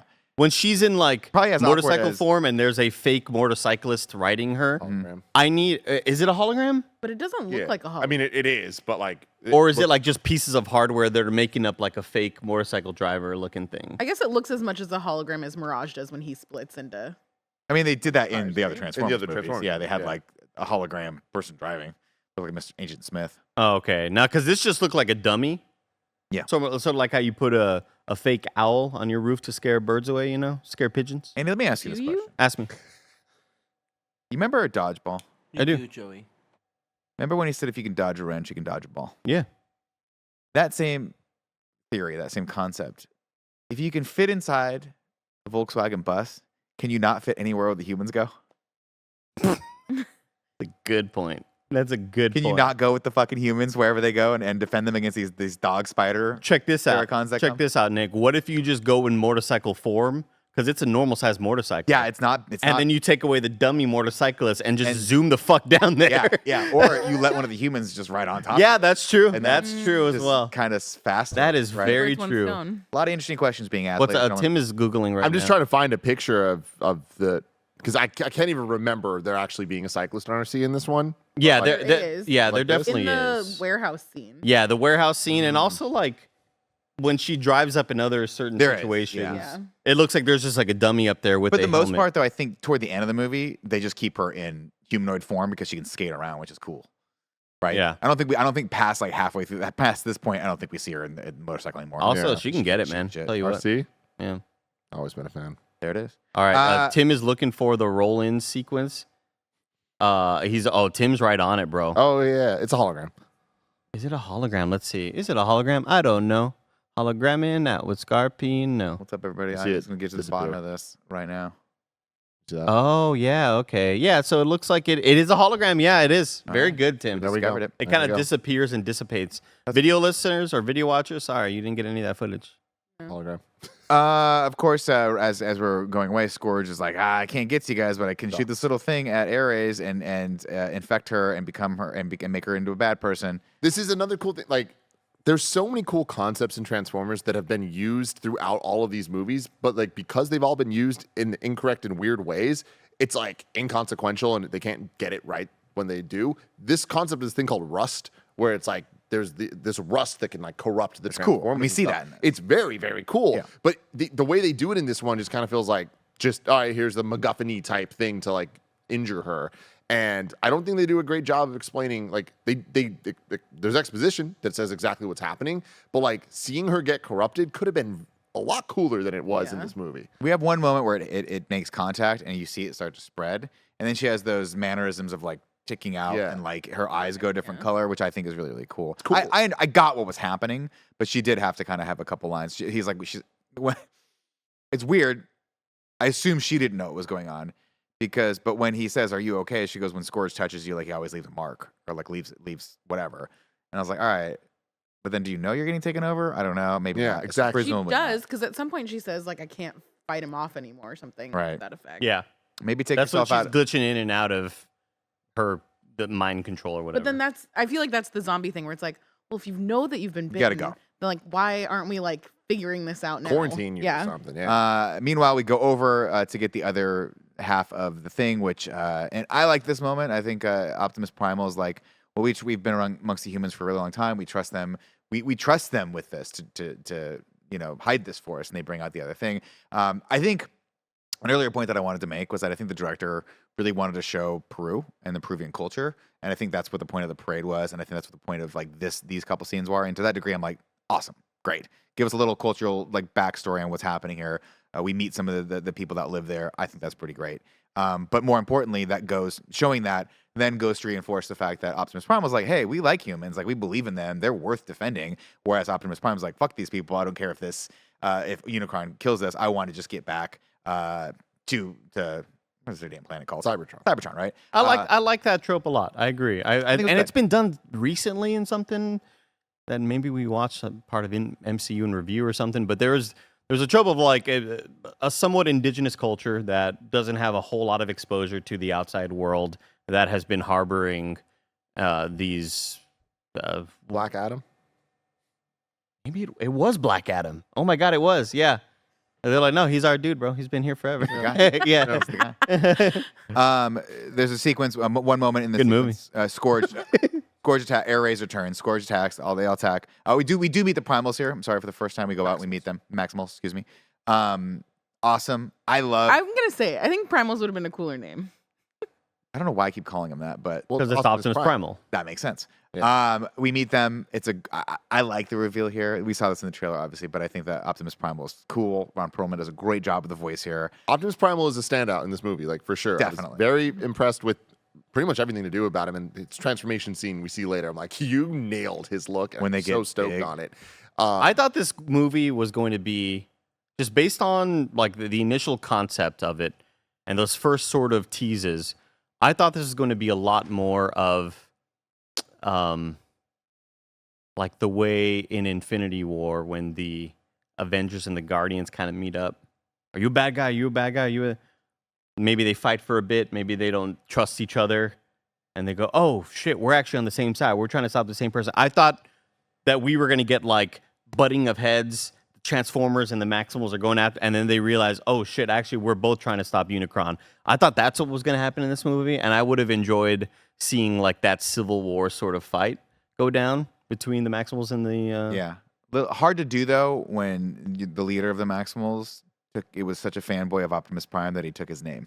I love that though. I mean, it's been something that's Right. been hilarious for decades at this point. But I do like that line of just like, I was named after you. Yeah. Like you're the great Cybertronian warrior. You're not acting like it right now. Like Yeah. all that stuff. I was like, this is making Primal a pretty Stuff was dope good. character. Stuff was good. Nick, what would you guess? So there's Autobots and Decepticons, right? There's the Maximals. Who do they fight against? Who do they fight against? Mhm. The Minimals. Terracons? Predacons. Ah, Oh. Predators. okay, Yeah. that makes sense. That's cool. I like That's that. pretty cool, actually. Either way, Minimals is very good there. either way, Ron Perlman, great job here. Optimus Primal. I enjoy these sequences where he's kind of touring us around and being like, "Hey, we've been living at one with the humans. We believe in them." Yada yada yada. What have they got on their robot? They got like hide on their skin. They got a little fur. Little fur. You It see might little have been fur. Cheetor that had like little like. I mean, it was a lot of Primal- them. Yeah, like Primal has even- like little furry shoulders. Primal an has like Italian. shoulders that look like they're My covered Italian in. It looks like they're covered in leather hide, and then even, I think Razor Fist, no, Terror Razor, Air Razor. Air Razor had like Feathers. feathers and Feathers, stuff yeah. along with all the tech stuff. Yeah, this is, I mean, in the same way that the Michael Bay movie is like just metal in a blender, the original more boxy 80s Transformers, that like this is Bumblebee and this are kind of like a middle ground of, right? The Beast Wars, in the original Beast Wars, they were straight up turned into animals. Like it was a big rat, but it was a rat, and like Cheetor, when he was a cheetah, it was a cheetah. And then as the show went on, they added the Transmetals eventually, which was like more the style of this, where it's like So cool. hybrid, like organic stuff with the tech shit. Like lizard scaly. The kinda Predacons ones? were a lot Oh, of those okay. guys, yeah. They were the dinosaurs. Megatron this different Megatron, the bad guy in Beast Wars, was a T-Rex. Noah has a moment here, of course, when all hell's breaking loose, where he's like, I'm going to just destroy this key. And Optimus begs him not to. He's like, it's our only way home. And Noah's like, all right, but then we got to be cool. You can't be throwing fucking attitude cool, toward me man. the rest of the time, bro. I would have Optimus is loved "My to bad." see what would have happened had he destroyed it. Like, what would Optimus have done in that moment? I mean, the movie would You have been little over. shit! Like, fucking just squishes Slammed him him. and just throws him into space. The bad guys end up making away with the key. They go to their world machine that Unicron somehow miraculously forms around them, even though Unicron is presumably across the galaxy with some sort of communication device given to them by the Transwarp key. They form this They thing. showed it a couple times throughout the movie that like he can communicate to them wherever they are, and it looks like they're with They're him, there, yeah. You know? Saw that, love that. They cut away, and Scourge is like in a, he's being tortured in just a warehouse someplace. Yeah. But the key, I guess, forms this big structure that is this world machine that will open up the portal, the black hole into the space to bring Unicron in. I will never tire of the visual of we come to like the black holes here, and then you come to the other side of it, and you see the big thing coming through it. That's always cool. I always pop for that. We've seen it in the Avengers. We saw it in Star Trek. We'll see it. Seen in Transformers multiple times. We have When- seen it in Transformers. When we see that initial look at the planet eating the other planet, like right, I guess like maybe the first 10 minutes of the movie or whatever, I immediately thought like, man, we're getting a Twisted Metal movie and a goddamn Gran Turismo movie. Why is there not a Destiny movie, Joe? Like, it is the perfect franchise Because it to is have. so fucking convoluted. I that's mean, why. so is a lot of us. I just you don't know? think you can have audience members spend that much time in the menus. Oh, fuck off. Beat him up for that one. Come on, bro. Anyway, so we're like, oh, all hope is lost. We're screwed here. But they're like, no, but this machine can actually be stopped because it's a machine that has a countdown and all this stuff. And like, Elena, but we don't have a code for it, FYI. And Elena's like, I have a code for it. I've deciphered amongst all my research these two random symbols that we assume go together just like that, not the opposite way, FYI. They have to go together just like this. Yeah. And that is going to be with the thing that stops the key and kills all this stuff. But oh my God, one problem though. How do we get to It's it? so small. It's so small. Such a small little entrance. What are we There's gonna a small do? little entrance. What do we do? Luckily, we've got two humans that'll go and do this while we run interference. So that is exactly what happens as they go down and they start fighting. Not the motorcycle. What's that? Not RC. No, the motorcycle Zipping through that. can't zip through that. I mean, they have to lean down a little bit, and there's no way the motorcycle that sits roughly 3 feet off the ground could ever possibly get and do any of the stuff. Nor could she interface with the Cybertronian technology any better than the human who is seeing this for the absolute first time. But of course, we have to She give our doesn't have humans something to do. I mean, she can't possibly have hands. No posable Impossible. So this all pops off. We do get the one hype moment. Oh, I should also mention that they brought Bumblebee's body all the way across the world to Peru. They did. Yeah. Instead of gonna leaving still him leave in him. whatever.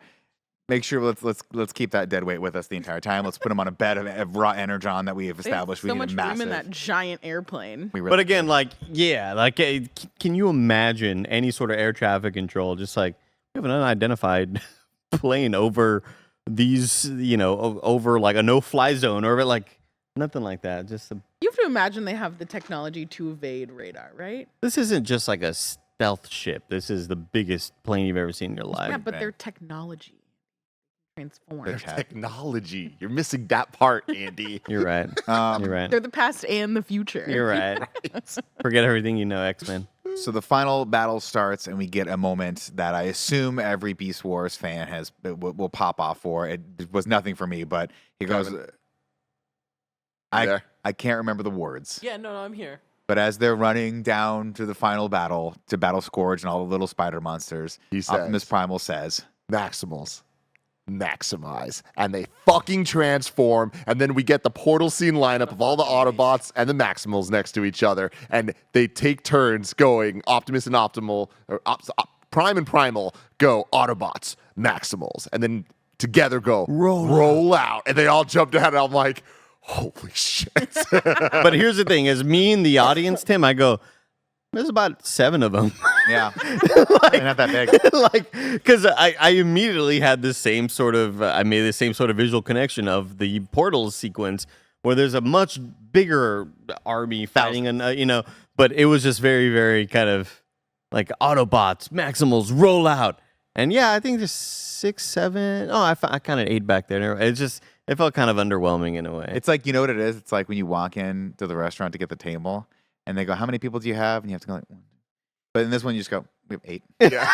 yeah. We're aware. I know exactly who's here.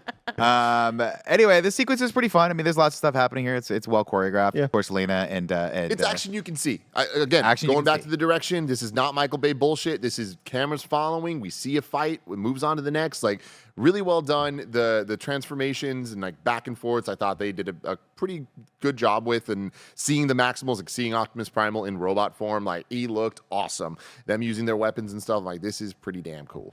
Meanwhile, Mirage has made, by the way, I should say, has made a promise to Noah's little brother that he'll keep him alive, and has soldered the radio that can somehow get over to Brooklyn from Peru. And the little brothers just, I mean, you have to imagine he can amplify it or whatever, but the little brothers just keeping track of this whole thing as this dark cloud in the sky's coming. And he's like, don't let my brother die. And I'm like, I don't want to keep cutting back to this kid, but we do. We keep cutting back to him. One of the 90s references I liked is they don't use their names over the radio. They call each other Sonic and Tails. And then when Mirage joins, he's Knuckles. I was like, that's tight. That's pretty I fun. didn't even hear that. That's funny. That one either. Of course, they end up fighting on the bridge. Mirage has to sacrifice himself for Noah, and he's like, "Sorry, man, I gotta die." Fucking hated this. As Elena's making her way over, has to climb up to the little control mechanism. Well, thing. first off, I just really, really disliked, and it reminded me of in Fast 10, where John Cena's driving in the car with Dom's son, and then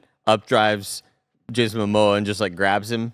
I really hated how Mirage looks into the tunnel that only 2 humans can fit inside. Nothing else can fit in this tunnel, by the way. couldn't possibly fit. No, in not a this motorcycle. weird tunnel that doesn't need to exist, but Definitely not a But motorcycle. that also has grates to the outside. Every Yeah, 15 it has feet. grates to the outside for ventilation, Joe, and for flooding and bugs. Yeah. And the and Mirage goes, "Quick!" He's like, he gets knocked down. He looked down to the grate and he goes, Fell perfectly on the "Hey, grate. quick, run through! You got to keep on going." And they're like, "All right." And the grate immediately gets broken off, and they fucking grab what's his Noah. face, Noah, and it just felt like, come on, that's so cheap, dude. And another thing I wanted to bring up that I didn't like, flashback to them preparing for this whole battle, and Elena going, "You're just like him." Like who? Optimus.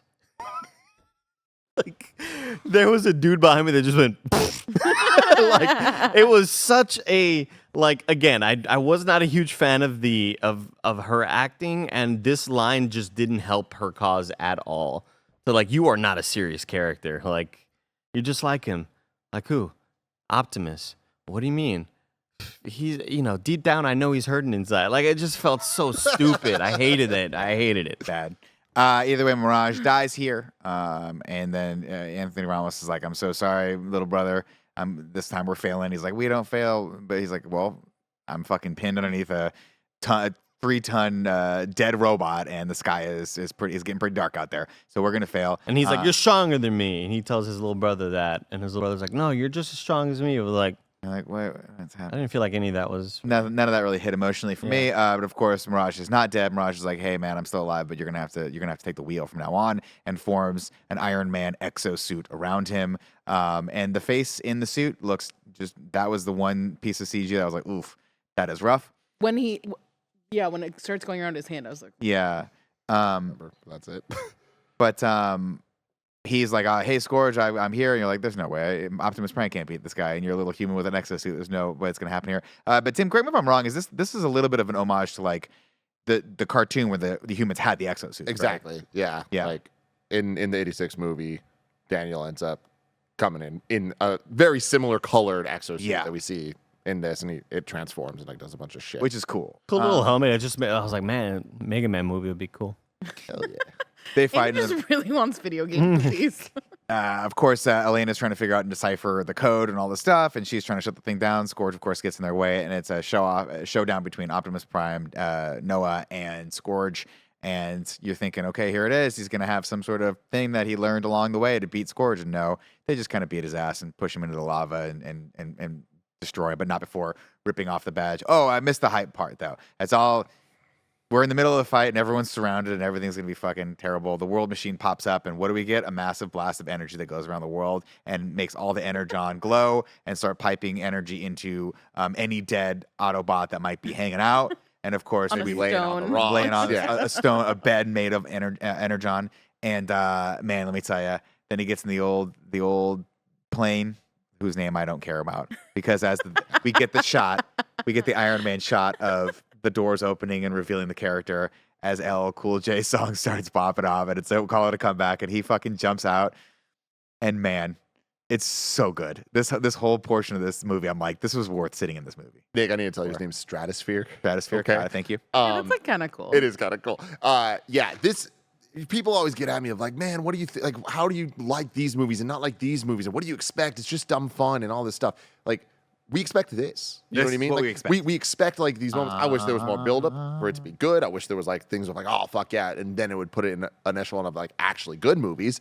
But it's like watching this. Everyone in the theater when the Energon like lit up, we all saw it coming. We have. But all of us were like, Let's go. oh, okay, you know? And then they delivered with an exciting scene of him jumping out with the music playing and the fight was cool and the choreography was cool. Like, they delivered on this scene, and I was so stoked to see it, even though it was dumb as hell. And the fact that Bumblebee died in this movie and is back in this movie, it's like, whew, okay. Like, imagine if it had been Mirage dying earlier. He was the only Autobot we had in this movie alongside of the Maximals, and then he comes back to help save the day at the very end of it. That would have been a little bit Anything would have been better more than worthwhile. Anyway, he comes in. It's a great sequence. It's one of those sequences that I might rewatch later when it's on YouTube. Like, Just this is the going to be a sequence. moment. Yeah. Yeah. Because it was cool. And it was very well done.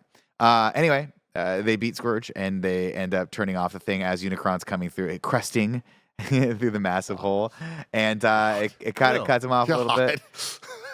And then they win, and everything explodes. But Optimus Prime's like, I'm getting sucked back into the black hole. And he's like, no, you're not. And he grabs, and Noah grabs his axe and And it holds looks onto it. so stupid. It's so this stupid. tiny little guy holding on to a fucking robot truck. It's so dumb. And then, His jet boosters go on, and he's like, "Well, we go on, we go on." yeah, Whatever. whatever he said. To be fair, I think it was like the Marine slogan that he says here. Where it's like, all for one for all. That's the Three Oh, Musketeers. no. Till all are one. Till all I want. What is that? It's Transformers. Transformers, that's, okay. That's the matrix of leadership thing. Till all of just are like, one, till all yes. are one, till all are one. And like them saying all the things, I was like, God, you're making it real hard for me to hate this movie. But For the pop of that, he saves Optimus Prime, and Optimus Prime puts him on his back. And as Optimus Prime is going away from the massive explosion, Danny's on his back with his little jetpack, like pushing him a little bit. Weird, whatever. dude, it's stupid as hell. But this is one of those moments. I'm like, this is a cartoon. not Danny. This is a Noah. cartoon, and I'm enjoying the hell out of this. The big explosion, Prime in truck form with Daniel. It's not Daniel. No. Yeah. Why do we keep saying Daniel? Because Daniel's the kid in the 80s movie. movie in Got the it. exosuit. But Thank driving off and the Arrival to Earth theme from the 2007 which is essentially Optimus's themes playing. And I'm like, this is just fucking awesome.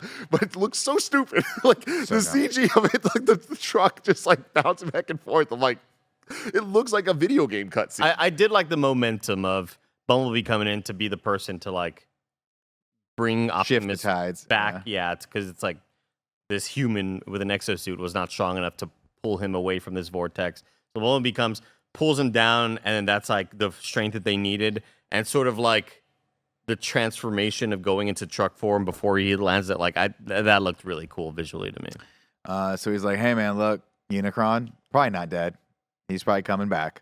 So we got an important ally now, which is the humans, and we're like homies with you guys, and we're stuck here, so we have to make the best of the situation. And then you Noah- see out crawling from a gutter, sewer, fucking rat trap. Hey, what I fucking miss? It was a pizza. Had a lot of radio traffic. Didn't know who anyone was. We're not using real names. Then of course we get everything's great. Noah applies for a security job. We cut back over to him, and you're like, "This is a weird spot. What's going on?" And we get the guy from House of Cards in it, who's always just a creepy actor. But you're like, "This is good." He plays the "Is this a good guy or a bad guy?" Oh, by the way, character so Elena good. on CNN or something. Right? Barbara Walters? Yeah. She's discovered this Old massive 2020 actor. new temple in Peru, and she's famous now for it.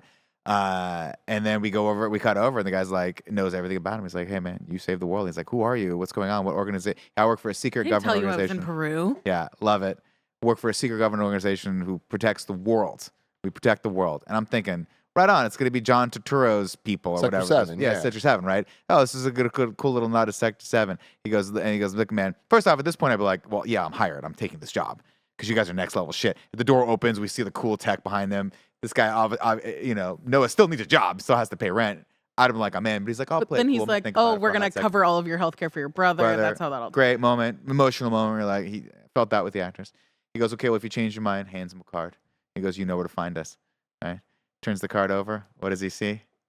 G.I. Joe. G.I. Joe, baby. What a fun surprise. What a holy shit moment. We haven't seen this type of thing in a movie in a while. Genuine, didn't see that coming. A couple weeks ago, we saw Fast 10. I told you there's a moment I thought Optimus Prime was going to connect. Right. Here we are. Connecting random movie franchises or whatever. There's always been connections between G.I. Joe and Transformers dating back to the 80s. So they're committing to it now, I guess.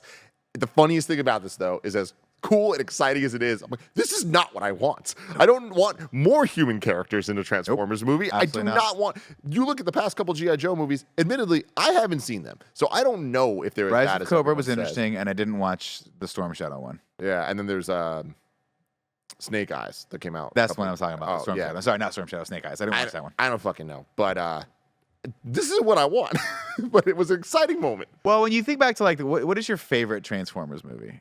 If you had to think about it, like, did you like the Transformers movie that was the 86. 80s? Yes. Yeah. Very much. The power of that movie was that it was about the Transformers, and the humans were just sort of like a way for the audience to identify with something on screen and take us through the journey of this stuff. They need to get back to that, man. They got to get back to that. I will say that, like, I don't care about these franchises of G.I. Joe or Transformers. No Lord of the Rings. Exactly. You know it, bro. But, that was a very cool moment. But very shocking, surprising. I was not expecting that sort of thing. But it did remind me of the way, the way like Sony Spider-Man or Venom shoots for the moon and just Says some shit. throws out some shit, and you're like, oh, are they going to be able to follow up on this? Vin Like, Diesel this- saying it's 3 movies. Yeah, this is the Yeah. equivalent of Vin Diesel in Rome being like, it's a trilogy. no, but like that has more validity because that will happen. But I'm talking about like Venom being like, oh, by the way, hey, that kid from Tom Holland, that guy, and you're like, wait, do this? And you're expecting Kevin Feige to be getting a call like, they said what? Are you kidding me? Like, and that's what this felt like, very shooting for the moon sort of stuff. That if 4 years from now there's a new Transformers movie that comes out that has nothing to do with G.I. It's gonna Joe, end I up would being not. like Morbius. Where I it's wouldn't like, be oh, there's surprised. a poster or whatever. In the Yeah, background. yeah, like the Morbius sort of thing with, hey, I heard Peter Parker's, what's up with that Spider-Man guy? That's what this sort of felt like. So if we see a Transformers movie in the future come out with no ties to G.I. Joe, I won't be shocked. It's remember when they were talking about a while back where it's like Men in Black and 21 Jump Street are gonna cross over. You're like, how the hell are they gonna make that work? That seems almost like a better idea than this. The thing that, like, there's precedent like for it. this. There's Sure, so the many comics, comic lines all that that are stuff, pretty sure. damn good. Like, there's a lot of connections and stuff that is interesting, and they could do it. I just, with where we're at, I don't know. They will not do it well. I think it will happen, but I don't think Okay. it's gonna. I think it'll 100% happen, but the problem is they're going to run into the same criticism that we're having. It's like, I love G.I. Joe. What G.I. Joe, universes are these? in a G.I. Joe movie where the humans are the heroes and Cobra is the bad guy, and we set the world and the boundaries and the laws and the rules of this world where it's just humans with tech, that makes sense. But the second you introduce a Transformer, a second Optimus Prime's in this, I'm like, no disrespect, Duke. I don't give a fuck about you. I care about the Transformers because they're cooler and bigger and more powerful. It's just it's an escalation thing when it Goddamn comes to Duke. drama. But is Cobra somehow going to be a Decepticon? Yeah, but then it's just Transformers movie. What the hell do I need the G.I. Joes in there for? All I'm saying is like you have to be careful with the stakes in your movie and the tension. And by introducing these bigger elements into it, it's going to be so hard for them to balance that. It's just going to all the G.I. Joe stuff I'm calling right now is just going to fall so flat. It does when also- juxtaposed with the Autobots. It does also feel like a way to maybe re-legitimize G.I. Joe as a movie franchise, to get back to that in a way that people maybe care about more. I'm sorry. Oh, you better watch your fucking mouth, okay? Are you talking shit about Channing Tatum and The Rock in G.I. Joe? The Rock was in one? Dude, Yes, Andy, bro. like, not only was he in it, it's some weird shit that I don't have the facts on this, and I haven't seen these movies. But Yeah. G.I. Joe 2, Channing Tatum was the lead in one. Channing Tatum was a lead Yeah. in one. He played Duke, I believe. Right? I don't know, but I then, think he was Duke. But then in 2, they shot the movie, and then something happened, and then they reshot the movie with The Rock. Yeah. And they So The killed Rock- Channing Tatum in yeah. the beginning. Like the like the first 5 So there are 2 cuts of this movie that exist that people could watch. Oh, release those cuts. Let's see 'em. It's I forgot. Well, there's I no think they chat did right now. release them. I think they're both out. But I got to figure out. It's the other character. There was Duke, and there was not Falcon. Hawk. I want to say. Is there a Did Joe? you say Joe? No, Joe. They're all Joes. They go Joe. Yo Joe. Tiger Hawk. You're talking about. I'll look it up later. But yeah, I mean, it was fantastic. I actually think the second one was way worse than the first one. The first one's terrible. I want to see Snake Eyes, but the G.I. Joe franchise is absolutely ridiculous. It's Yeah. ridiculous. Here, look at this one. G.I. there Joe we go. Rise of Cobra. And then we get the mid-credit sequence where Roadblock? was he fucking Roadblock? He was. Oh, I Was missed Roadblock, this. that's right. This is where I left. 'Cause I texted so much back. I was like, "Hey, I left right when homie found out he was joining GI Joe." You didn't miss anything after that. G.I. Joe Retaliation was the second movie. Well, what's his It was Roadblock? There was one thing. No, That's Roblox just G.I. his Joe. name. But there was a Oh. post-credit scene, though. A mid-credit scene. Which is hilarious because they were like, I think they already had the character of it doesn't matter. We'll get away from the G.I. Joes. We have the mid-credit sequence where it's him and the guy that helped him steal the car originally, the guy that eats the red vines, which makes me want to eat red vines. And he's working product on this. placement. He's working on this terrible Porsche. It looks terrible, and he's like, "Bro, that thing's never gonna run." He's like, "Really? I'll bet you whatever that it does run." And of course, this Mirage comes back to life, and he's like, "I'm ready to rock and roll." And that was Pete it. Davidson. I'm Pete Davidson. Hey, I'm back, baby, or some shit. I Yeah. don't know. Oh no, he had a couple lines where he was quoting lines from like mid '90s hip hop, or where he was like, he didn't say "Don't call it a comeback," but he said something else. I was Something like, along those lines. let's cut that out. Line. Yeah. And that's it. Transformers was it. Rise of the Beasts. Do-do-do-do-do-do. RaGu Do-do-do-do-do-do. BaGu. I'm really excited to run y'all through our RaGu BaGu Oh, list shit. for Transformers. All right? You Are they met. all called weird things? Here's the biggest thing, Tim. Mhm. You could quiz me. Mm-hmm. This is the bad guy that's ranked number 3. What movie is this bad guy from? I would not be able to tell you, bro. Yep. I don't know that I Oh. could name that many. not- That's gonna my matter. job here. Okay. I can help you guys. Thank you. Okay? But something tells me when I read you the list, it's going to spark your memory. All right? Coming in number 1, we have Unicorn.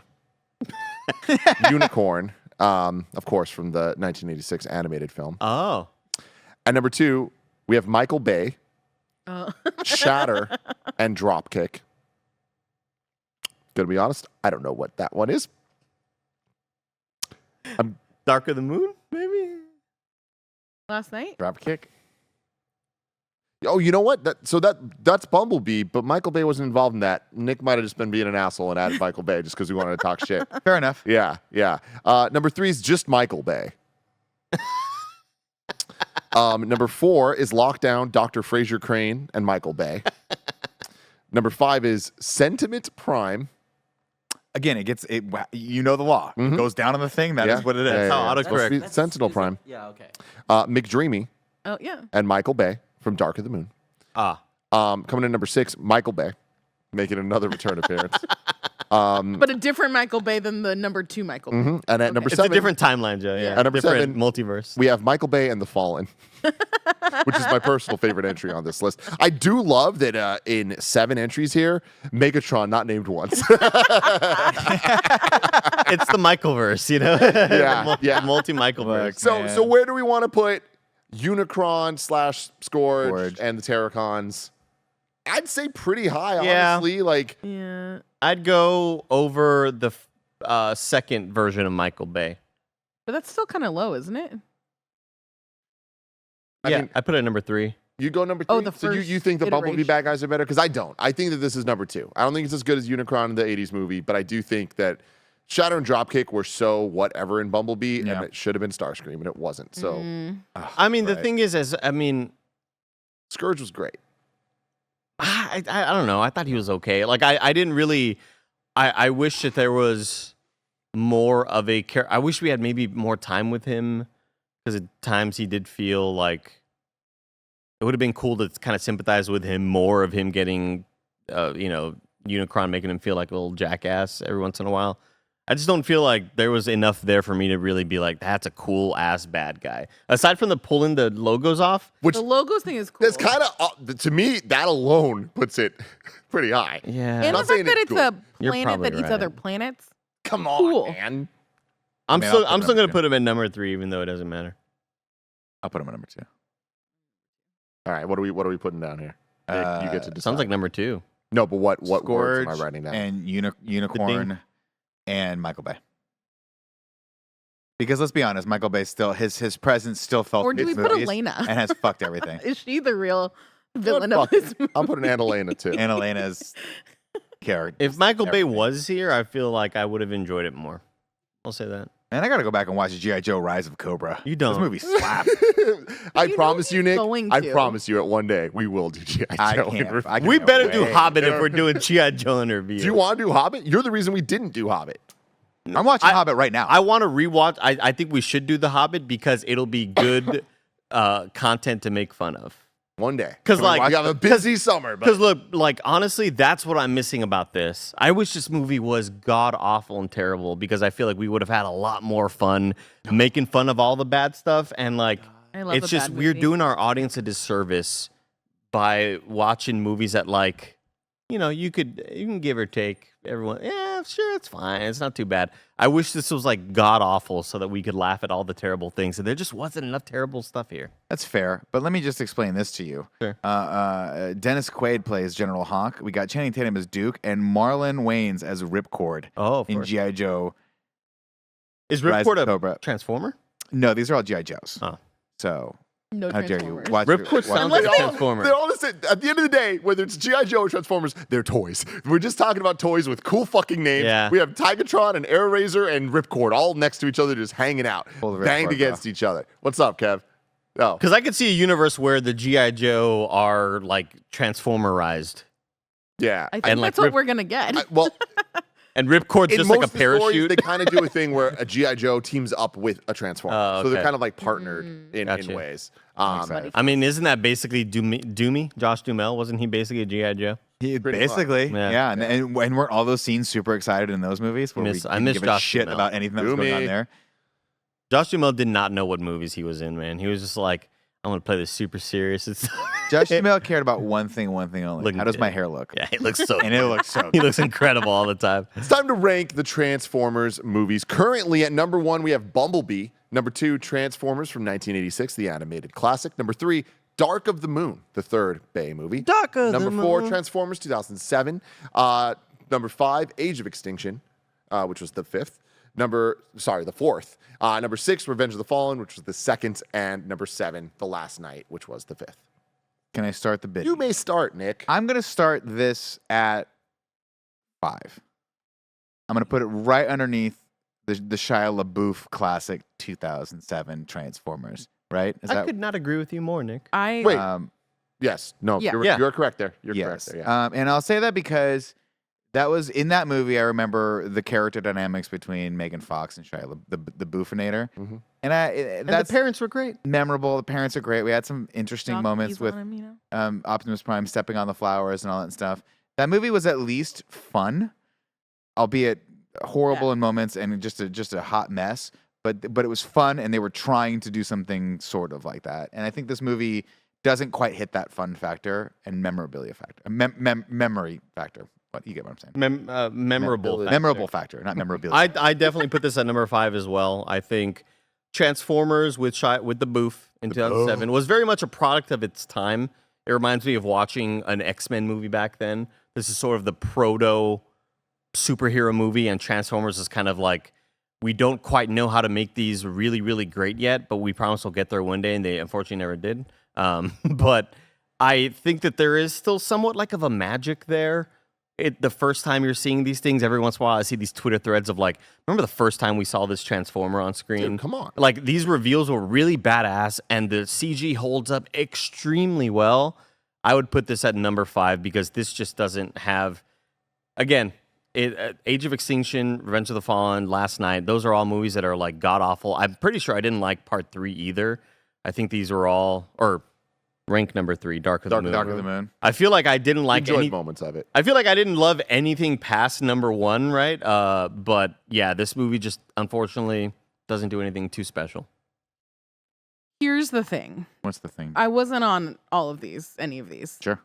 But somewhere between Age of Extinction, Revenge of the Fallen, and Last Night, I really didn't like one of them enough You that didn't I like last didn't night. watch another one of them. Yeah, the Age of Extinction is that moment for Oh, most yeah. people. They're Okay. like, fuck this movie, and then they didn't watch last night. Oh, that's Yeah. right. Because Joey had such a confused face when I told her how in the last night Stanley Tucci was in the other Merlin. Transformers movies. Yeah. And then in the last night he's playing Merlin, and you're like, wait, why is Stanley Tucci back as a different character playing Merlin? But it turns out he was a descendant of Merlin.